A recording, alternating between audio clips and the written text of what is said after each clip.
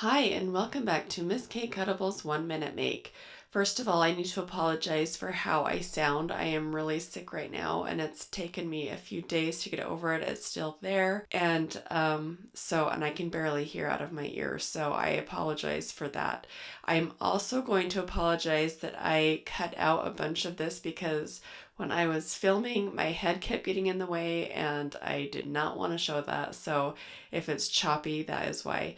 So here is a Santa we made. This literally took me all day long. I don't know why. I've been just having issues. Maybe it's because I was sick, but it's not even that cute. Anyway, so we're putting this Santa together. It's not hard. There are a lot of pieces. So I suggest that you just look at the instructions as you put them together. And I started from the base and went backward so it was easy for me to figure out where to place the things instead of starting like with the face. I started with the back of the beard and built up from there. So this Santa from top to bottom was about 7.5 to 8 inches tall. You can't make him too small because of his eyes. So if you want a smaller version, I suggest you do a print and cut. That would be a lot easier. So let me know what you guys think in the comments down below.